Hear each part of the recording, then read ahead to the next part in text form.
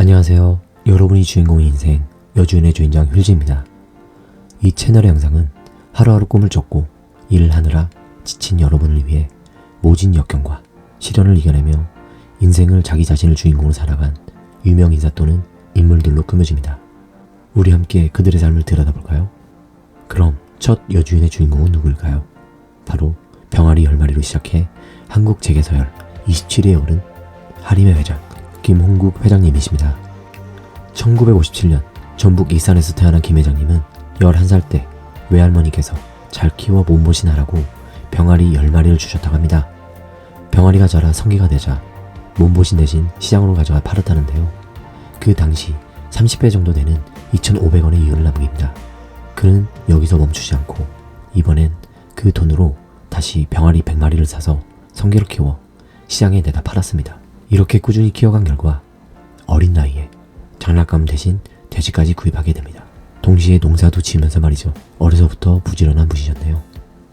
꾸준히 가축을 늘려 18살에 닭 5천여 마리와 돼지 700여 마리로 그의 첫 농장을 설립합니다. 고등학생 신분으로 사업자 등록을 마치자 18살 사장님이 된 그는 교실 밖 복도에서 그에게 결제받으러 온 직원들에게 수업이 끝나고 결제를 해주는 진풍경이 벌어졌다고 합니다. 그가 졸업할 때 수중에 4천만 원이 지어졌는데요. 당시 3,400만 원이 단독주택을 살 수 있는 금액이었다는 걸 보면 굉장한데요. 하지만 기쁨은 잠시뿐. 1982년 돼지와 닭값이 폭락한 축산물 파동이 일어나고 사업을 포기할 수밖에 없었습니다. 그 후 잠시 식품회사 영업사원으로 일을 하기도 했지만 다시 양계장을 인수해서 사업을 시작합니다. 여기서 김 회장은 축산물 값이 떨어져도 축산 가공물 값은 떨어지지 않는다는 사실을 알게 되었다고 합니다. 나중에 사업을 확장하는 경험이 된 것이죠.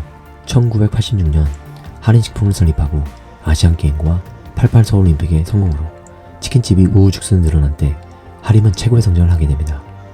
하루 매출이 2-3천만 원을 기록했죠.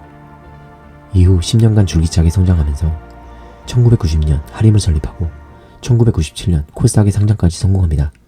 하림은 여른숲이라는 뜻이라 하며 땀 흘려 일하는 사람들에게 그 땀을 식혀줄 시원하고 풍요로운 그늘을 자처하고자 이 이름을 지었다고 하네요.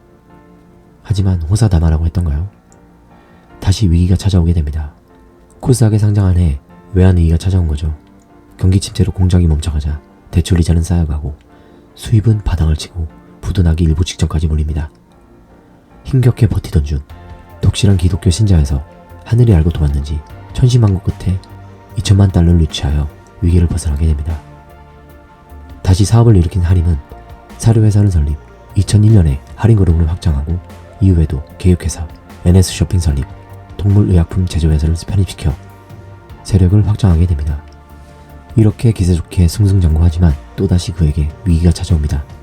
2003년 5월 12일 새벽에 본사에서 화재가 일어나죠. 많은 공장이 불에 탔고 설상가상 조류 인플루엔자가 발생하면서 회사가 부도 위기에 처합니다. 회사가 또 망하기 일보 직전이었지만 1%의 가능성만 있어도 도전을 멈추지 않는다고 말해온 김 회장만의 긍정적인 마인드로 하림그룹은 다시 우뚝 일어서게 됩니다. 여기서 잠깐 그의 도전 정신을 엿볼 수 있는 한 일화가 있습니다. 2014년 11월 프랑스 파리 근교 경매소에서 나폴레옹이 쓴 이강 모자를 26억 원에 구입한 일입니다. 이 가격은 모자 경매사상 최고가였지만 누가 샀는지 처음에는 밝혀지지 않았다고 합니다. 나중에 밝혀졌을 때 하림의 김홍국 회장이라는 게 밝혀졌고 그는 모자가 50억이 되었어도 살 것이었다며 흐뭇해했다는 일화가 전해집니다. 모자를 산 이유를 묻자 그는 나폴레옹의 불가능은 없다는 도전 정신을 일깨우기 위해서였다고 합니다. 이후 다시 탄탄대로를 달리며 하림은 2008년 돈육사업에도 확장하게 됩니다. 2011년에는 유통사업에도 확장하게 되어 그룹이 사료 생산부터 육류 생산 및 가공, 유통까지 제반의 영역을 스스로 경영한 거죠.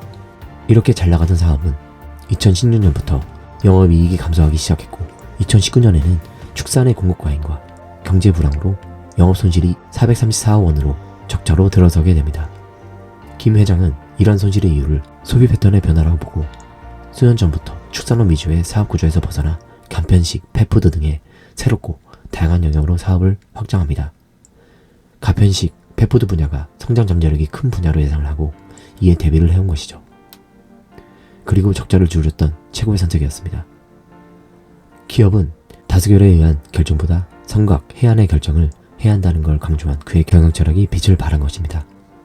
이렇게 롤러코스터 삶을 살아온 그는 2021년 미국의 46대 조 바이든 대통령 취임식에 초청되었습니다. 그리고 그는 명실상부 자수성가한 기업인으로 한국을 대표하는 흑수저 출신의 재벌로 길이 남을 것입니다. 어떠신가요, 여러분? 지금 많이 어렵고 두렵고 힘드신 분이 있으시다면 견뎌봅시다. 먼 훗날 그랬던 적이 있었지 하며 웃는 날이 올 거니까요. 여러분 사랑합니다.